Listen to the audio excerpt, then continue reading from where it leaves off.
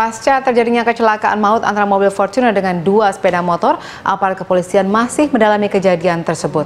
Berikut kami tampilkan kronologi kecelakaan yang menyebabkan 4 korban meninggal dunia.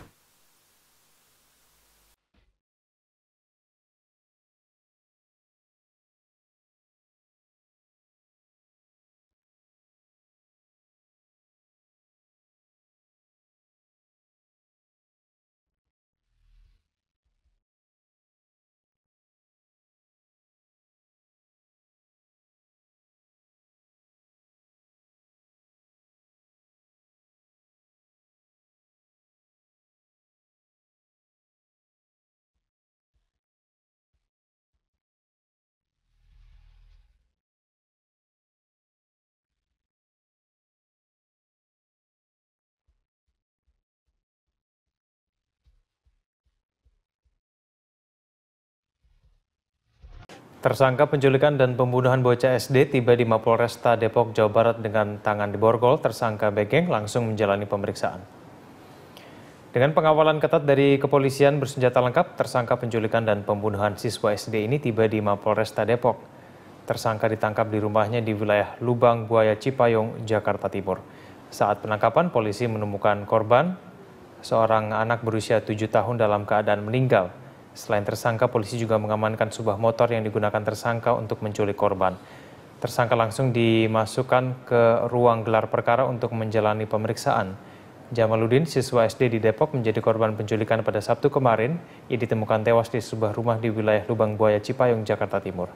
Jasad J, bocah korban penculikan dan pembunuhan warga Depok, Jawa Barat, kini masih diotopsi di Rumah Sakit Polri. Ya, pihak keluarga meminta polisi mengusut tuntas kasus ini dan menghukum pelaku seberat-beratnya.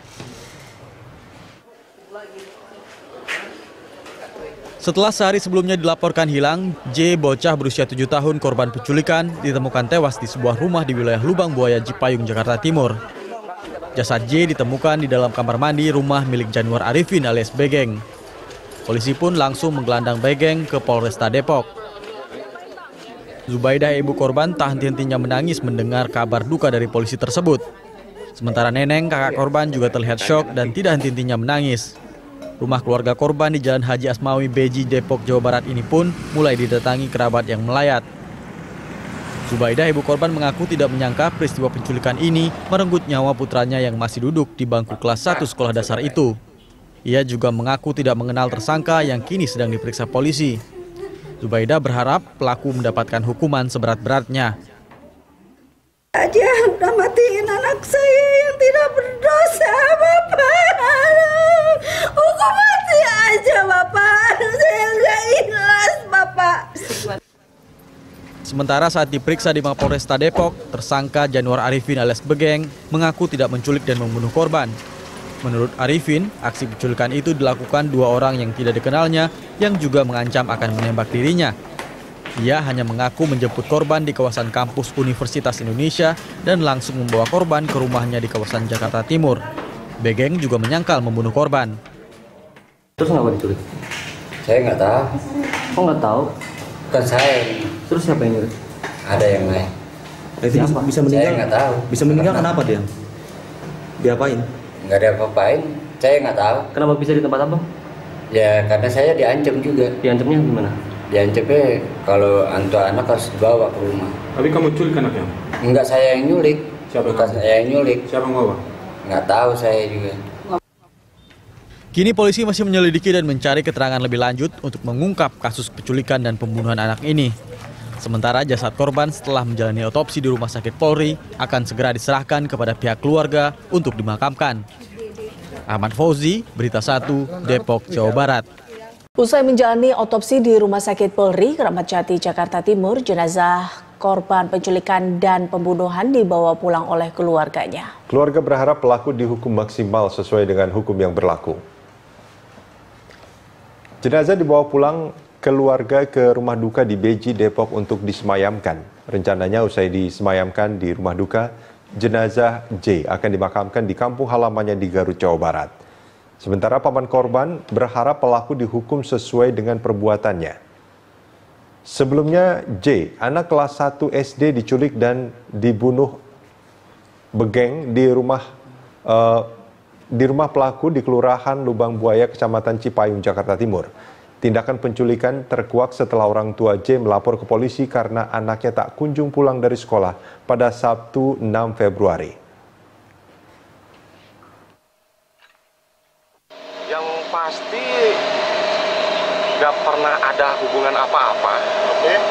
Mungkin hanya sebatas kenal wajah, karena pelaku itu sering nongkrong gitu, nongkrong di tempat daerah kita gitu, di Beji gitu.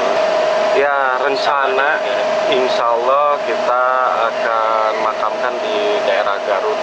Pemirsa, Polda Metro Jaya menggelar rekonstruksi kasus kematian Mirna di Cafe Olivier. Rekonstruksi berlangsung lebih tertutup dibanding rekonstruksi sebelumnya. Rekonstruksi yang berlangsung sejak Sabtu pagi dihadiri tersangka Jessica Kumala Wongso.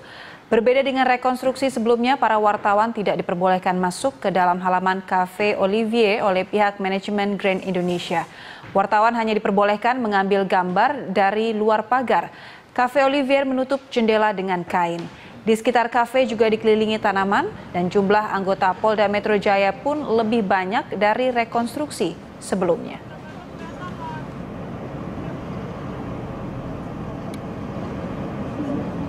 Diri dong, ngadep-ngadep sini kan.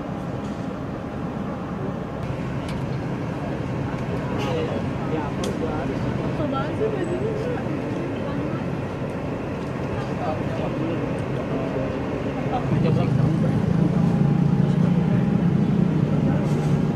Masih bisa ketawa loh.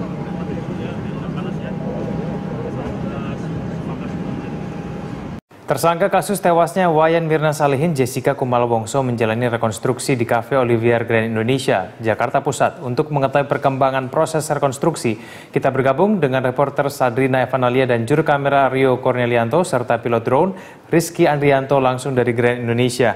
Ya Sadrina, apakah proses rekonstruksi masih berlangsung hingga siang hari ini?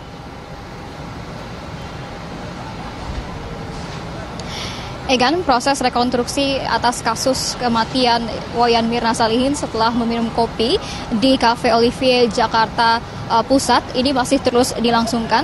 Tadi Jessica Kumala Wongso beserta dengan puluhan penyidik, kemudian juga petugas dari Ditreskrim Polda Metro Jaya dan juga tim Inafis sudah tiba di Cafe Olivier sejak pukul 8:10 waktu Indonesia Barat. Rekonstruksi sendiri baru dimulai pada pukul 9 waktu Indonesia Barat. Dan adapun yang hadir tentunya adalah tersangka ataupun Jessica yang sudah ditetapkan sebagai tersangka kasus ini. Kemudian juga tadi kami melihat ada Direktorat Polda Metro Jaya yaitu Kombes Pol Krisnamurti, dan juga di sini Jessica didampingi oleh 3 kuasa hukumnya yaitu Yudi Wibowo dan juga 2 orang lainnya. Sementara itu rekonstruksi masih terus dilangsungkan pada siang hari ini. Ini berarti sudah ada waktu 2 jam dari proses rekonstruksi, di mana tadi kami melihat melalui dari jendela di Cafe Olivier ini Jessica memang melakukan sejumlah adegan, terutama yang kami lihat adalah ketika Jessica meminta ataupun memesan minuman kepada salah satu pelayan, dan pelayan ini diberi papan nama yaitu dengan nama Saksi Cindy. Kemudian juga Jessica terlihat melakukan adegan-adegan lainnya. Kemudian juga Jessica memasuki ruangan ataupun indoor dari Cafe Olivier ini. Sampai sejauh ini belum ada pernyataan resmi dari Ditreskrim Polda Metro Jaya ataupun dari Kombes Pol Krisnamurti karena masih ada ataupun masih berlanjut proses rekonstruksi ini. Kemudian juga bisa saya jelaskan sedikit, Egan, ini rekonstruksi yang pertama bagi Jessica setelah ditetapkan sebagai tersangka. Namun rekonstruksi ini adalah rekonstruksi ketiga dalam kasus kematian Wayan Mirna Salihin. Dan jika sebelumnya rekonstruksi yang sebelumnya ini terkesan memang terbuka, tapi untuk kali ini terkesan sangat tertutup, di mana para teman-teman media di sini tidak bisa masuk ke dalam teras dari Cafe Olivier ini dan hanya dapat mengambil gambar dari depan pagar Grand Indonesia. Sementara itu juga dari Cafe Olivier sendiri sudah ditutupi ataupun dikelilingi oleh pot-pot tanaman, dan juga di jendelanya waktu kemarin memang sempat diberikan jendela berwarna putih, tapi sekarang diberikan jendela berwarna coklat dan juga dilapisi oleh kain hitam seperti itu. Egan. Ya, Sardina, apa sebenarnya yang ingin digali oleh polisi berkaitan dengan proses rekonstruksi ini?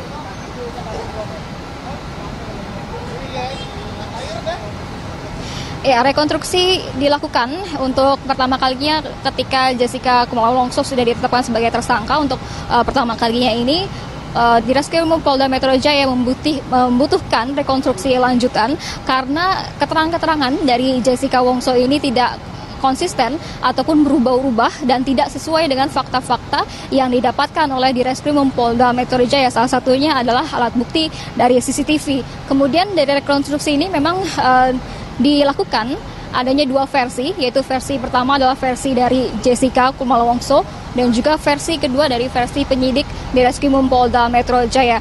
Sementara itu tadi kami sempat menghubungi kuasa hukum dari Jessica, yaitu Yudi Wibowo. Yudi Wibowo mengatakan bahwa